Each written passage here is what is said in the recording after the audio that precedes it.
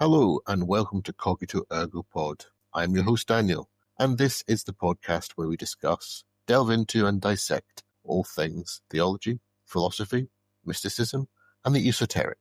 We've all got a pretty clear picture in our head of evil. We should do by this point because we've covered pretty much the entirety of both the Old Testament or Hebrew Bible and the New Testament. We've covered from the Garden of Eden and the serpent all the way down to the book of Revelation. So perhaps when we think of evil, we think of a red figure with horns and a pitchfork. We think of hell as a cavern of fire and ice where sinners are tortured in specific, graphic ways. We think of Satan perhaps as a fallen angel consumed by pride, and Judas as the ultimate betrayer. But at this point in our journey, what if I told you that many of our most vivid, popular, and culturally ingrained ideas about evil aren't actually in the canonical Bible? The books that made it in are often surprisingly vague on the matter. They talk about the Satan, which in Hebrew just means the accuser, or a serpent, but they're short on origin stories. They mention hell, or Gehenna, as a place of outer darkness, but they don't give us a detailed travelogue. So where did we get these ideas? Many of them come from the Apocrypha, basically the massive collection of Jewish and Christian texts that didn't make the final cut. These were the expanded universe of the ancient world, written to fill in the gaps. We've looked at some of these in the previous episode when we discussed Genesis chapter 6, verses 1 to 8, and the way that Jewish apocryphal texts expanded on the idea of the Nephilim and the giants, so that we ended up with a complex system of fallen angels and sin, and the way that humanity, in many cases, helped to corrupt divine beings. Today, however, we're going to focus on evil in the Apocrypha, more particularly the Christian Apocrypha. We're going to look at 5 fascinating examples from non-canonical texts, all written between the 1st and 4th century CE, that tried to answer the questions the Bible's left hanging. First up, let's talk about hell. When you read the New Testament, hell is described in broad, terrifying strokes: a lake of fire, or the outer darkness where there will be weeping and gnashing of teeth. It's a place of separation and anguish, but it's short on specifics. So where did we get the idea of a complex layered hell where different sinners get different ironic punishments? For that, we can thank one of the most popular bestsellers of the early church, the Apocalypse of Peter. This is not the canonical letter of Peter, of which we've referenced in a previous episode. This is an apocalypse, meaning a revelation or unveiling written in the 2nd century CE. In it, Jesus gives his disciple Peter a guided tour of both heaven and hell. This book was immensely popular. For a while, it was read in churches alongside the other Gospels. Some early church fathers, like Clement of Alexandria, even considered it to be sacred scripture. It only just missed the cut for the final New Testament, but its influence was already locked in. The evil here is the consequence of sin, laid out in gruesome graphic detail. This book essentially invented the punishment fits the crime genre of hellscapes. Jesus shows Peter a very dark place and explains who is being punished and why, and their punishments are incredibly specific. For blasphemers, the text says, "I saw another place, and there were certain men and women hanging by their tongues, and these were the blasphemers of the way of righteousness." Chapter 7. For those who lend money and charge usury or interest, they are shown in a pit, tormented, and they could not get out. Chapter 10. For women who had abortions, terrifying vision. I saw a great lake full of flaming mire, and in it were men and women, and over against them sat their children, who were born prematurely, weeping. And from the children went forth rays of fire, and smote the women on their eyes. Chapter 8. And for slanderers and false witnesses, and there were others, men and women, who were biting their own tongues, and were tormented from a burning fire. Chapter 8. Again, this is not just a vague lake of fire. This is a precise, judicial, and visual hell.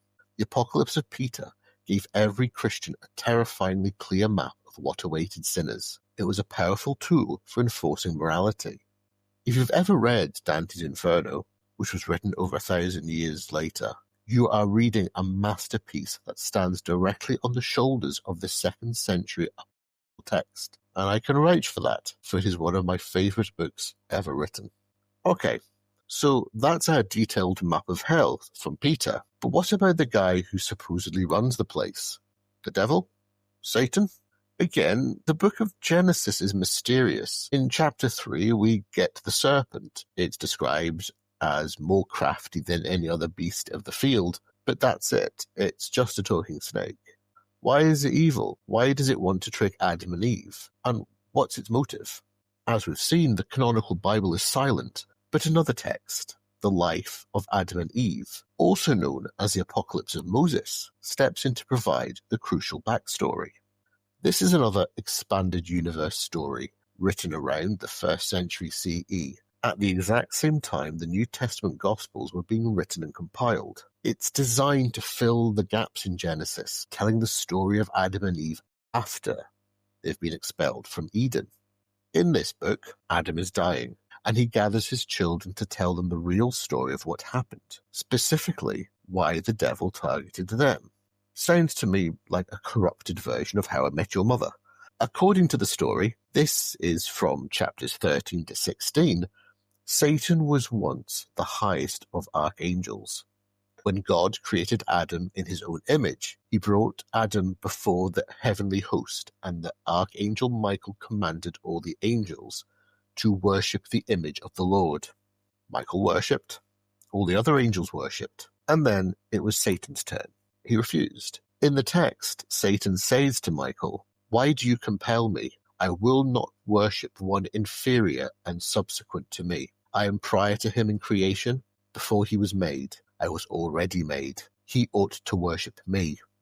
This is the sin of pride. Satan saw Adam, this new creature of clay and matter, and was filled with jealous rage that God would command him, a being of fire and spirit, to bow.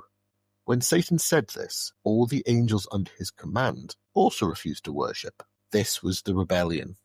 The story continues. God is of course furious. He was angry with me and sent me with my angels out from our glory. And because of you, Adam, we are expelled from our dwellings and have been cast onto the earth. Suddenly, the story in the Garden of Eden makes perfect sense. The devil isn't just a random evil snake. He's a fallen archangel, stripped of his glory, and he blames one person for his downfall, Adam. Satan's final line in this section is chilling. He tells Adam exactly why he went after Eve in the garden. He says, "So with deceit I assailed your wife and made you be expelled through her from the joys of your bliss, as I have been expelled from my glory." The temptation of Eve wasn't a random act of chaos. It was a cold, calculated act of revenge. This idea, Satan's fall being caused by his proud refusal to worship humanity, became the dominant explanation in Christianity and Islam.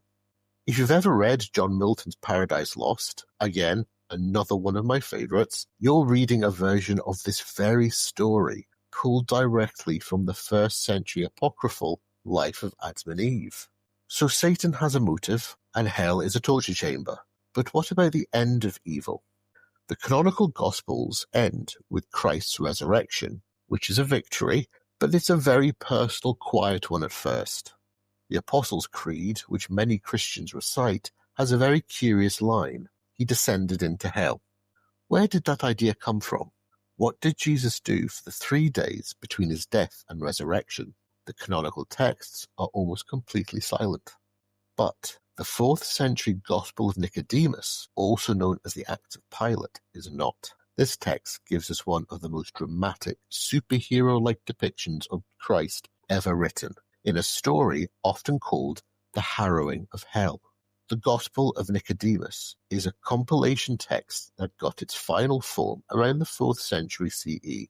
The first part is an account of Jesus' trial, which is very sympathetic to Pilate. But the second part is a stunning piece of theological action-adventure. In this text, evil isn't just an idea. It's personified in two characters, Satan, the prince, and Hades, the personification of the underworld, or hell itself. And they are terrified. The story is told from the perspective of the righteous dead, Adam, the prophets, and the patriarchs, who are all waiting in the darkness of Hades. Satan and Hades have a conversation. Satan, the prince of hell, boasts that he has arranged for Jesus to be crucified and that he will soon be delivered to them. But Hades, the king of the underworld, is nervous. He says in chapter 20, "This Jesus, I am afraid, for I have heard that he has raised up from the dead. If he is so powerful, who is he who, not fearing your might, is not afraid of your power?" Hades knows that if Jesus could raise Lazarus from the dead, he could probably cause some serious problems inside the land of the dead. And then it happens. A great voice as thunder cries out, quoting Psalm 24, "Lift up your gates, ye princes, and be ye lift up, ye everlasting gates, and the King of glory shall come in." Hades and his demons try to bar the gates, but the brass gates are broken in pieces and the iron bars were broken. The King of glory, Jesus, enters in a blaze of light. He binds Satan with chains and turns him over to Hades, saying, "Satan, the prince, shall be subject to you in my stead unto the day of judgment." This is the ultimate cosmic jailbreak. Jesus then takes Adam by the hand and leads him and all the other righteous souls, Isaiah, John the Baptist, the patriarchs, out of hell and into paradise. This text is profound. It frames evil not just as a sin or a consequence, but as a tyrant, a jailer that holds humanity captive. And Jesus' death isn't a defeat, it's an infiltration and rescue mission. This is where we get our most powerful cultural image of Christ's total victory over death and evil. This is also an image which is portrayed in Dante's Inferno. For as the titular character descends through hell, he can see and is shown where the harrowing takes place. We've seen evil is a place, as a motive, and as a defeated tyrant. But our next text does something even more radical. It takes the single most evil figure in the New Testament and says, what if he was a good guy? I'm talking about the Gospel of Judas. For a little bit of context, this is a Gnostic text. Gnosticism was a major competitor to what became Orthodox Christianity in the 2nd and 3rd centuries. The original text was written in the 2nd century, but the only copy we have, the Chakos Codex, was rediscovered in the 1970s, hidden for 1,700 years and finally translated in the 2000s. Its discovery was a bombshell. To understand this text, we have to understand Gnosticism. For the Gnostics, the primary evil was the material world itself. This world, our bodies, our suffering, it's all a cosmic mistake, a prison created by a lesser, arrogant, and evil god. This lesser god, called the Demiurge, they believed was the god of the Old Testament. The true, good God was a distant, spiritual, unknowable entity, and we, or at least some of us, have a divine spark, that the true God trapped inside our fleshy bodies.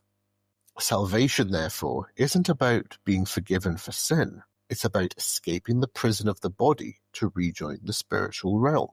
The Gospel of Judas, therefore, is a series of dialogues between Jesus and his disciples, particularly Judas. In it, Jesus is constantly laughing. He laughs at the other disciples because they are praying to the wrong God, the evil demiurge who created the world. He singles out Judas. He says Judas is the only one who understands the truth. Jesus pulls him aside and reveals to him the mysteries of the kingdom. And then we get to the betrayal. Jesus knows the other disciples are of the world, but he tells Judas he is different, and he gives him this crucial, stunning command. Jesus says, "You will be cursed by the other generations, but you will exceed all of them, for you will sacrifice the man that clothes me." Let that sink in. The man that clothes me. That is Jesus' physical body. In this Gnostic view, Judas isn't betraying Jesus, he's liberating him. He's performing the ultimate act of friendship by helping the divine spark of Christ escape its fleshy prison. The evil act of betrayal is reframed as the one good act that allows salvation. This is a complete inversion of evil. The villain, Judas, is the hero. The good God of the Old Testament is the evil creator. And the ultimate evil is just being alive in a physical body. It's a radical, profound, and deeply unsettling reimagining of the entire Christian story. I would also say as a side note that as a figure who warrants his own episode, we will be returning to Judas at a later date. For our last example, however, we return to a text we've discussed before, but it bears repeating because it's just so weird. The canonical Gospels have a massive narrative gap. We see Jesus' birth, we see him as a 12-year-old in the temple, and then nothing until he's 30. What was he like as a kid? The infancy Gospel of Thomas, written in the mid to late 2nd century, tries to answer that question. Again, this is not the Gospel of Thomas found at Nag Hammadi. This is a narrative text, and it was wildly popular. But it was ultimately rejected as spurious by church leaders, and you're about to hear why. It tries to imagine what it would be like if a 5-year-old child had the absolute creative and destructive power of God, and the answer is, it was terrifying. The Jesus in this book is not meek and mild. He is a child, he's impulsive, he has tantrums, and he has a terrifyingly short fuse. In one story, found in chapter 3, child Jesus is playing by a stream. Another boy, the son of Annas the scribe, took a willow branch and dispersed the waters which Jesus had gathered together. He basically just wrecked Jesus' sandcastle. The canonical Jesus might have turned the other cheek. This Jesus does not. According to the text, Jesus was wroth and said to him, "Evil, ungodly and foolish one, what hurt did the pools and the waters do thee? Behold, now also thou shalt be withered like a tree." The text says, and straightway that lad withered up wholly. Jesus curses a little boy, and the boy shrivels up and dies. It doesn't stop there, though. In chapter 4, another child is running and bumps into Jesus' shoulder. Just bumps into him. Jesus, being provoked, says to him, "Thou shalt not finish thy course," and the text says, and immediately he fell down and died. This is not evil in the same way as Satan or the demiurge. It's the evil of uncontrolled amoral power. It's the evil of a God who has not yet learned human empathy. It's the kind of evil you'd expect to see from a character such as Q in Star Trek, whose unfettered omnipotence allows him to make decisions on his whims and his impulses. The book does not try to fix this. Later on, Jesus resurrects the boys he killed. The whole point of the text seems to be that he has to grow into his divinity and learn to control it for good. But it's an incredibly jarring and unsettling portrait, and you can see exactly why the early church said, "You know what, let's just stick with the story of him in the temple." So what do we take from all this? All these non-canonical texts? They are more than just historical curiosities. They are a window into the human imagination. They show us that for thousands of years, people have been wrestling with the same big questions we have. The canonical Bible left gaps. It didn't fully explain the punishments of hell, the motive of the devil, the childhood of its savior, or what happened in the 3 days he was dead. And humanity hates a vacuum. So writers and communities in the 1st, 2nd, 3rd, and 4th centuries created these stories to fill those gaps. The Apocalypse of Peter gave us a visual map of hell, framing evil in terms of specific judicial consequences. The life of Adam and Eve gave us a psychological motive for Satan, turning the fall of man into a tragedy of pride and revenge. The Gospel of Nicodemus turns evil into a tyrant to be defeated, giving us the heroic, death-conquering Christ. The Gospel of Judas inverted evil entirely, questioning the very nature of our reality and our bodies. And the infancy Gospel of Thomas gave us a terrifying look at raw, untamed power. These stories, the fan fiction of their day, proved to be so powerful that they broke out of their own texts and fundamentally shaped the next 2,000 years of art, literature, and popular belief about what evil truly was. It's extraordinary, really, that it isn't until we come to the end of this series that we find some of the true sources of our understanding of what evil is, what it looks like, and how it manifests itself. It's also fascinating that, like any great pieces of literature or art, they bleed into our thinking and our creativity down to this day. I mentioned the likes of Dante and Milton, but you just have to go and stand inside the Sistine Chapel, see the Last Judgment, and you will be able to see many of these images represented there. And that's our show for today, and the end of this series looking at evil in the Bible. Thank you for joining me on Cogito Ergo Pod. If you have enjoyed this exploration, please consider subscribing, downloading, or leaving a review on whatever platform you're using. It genuinely helps us find new listeners. If you'd like to support the show more directly, you can follow us on Instagram at Cogito_Ergo_pod. Join us next time as we will move on and delve into another corner of the mystical, the philosophical, and the theological. Until then, I'm Daniel. Thank you for listening.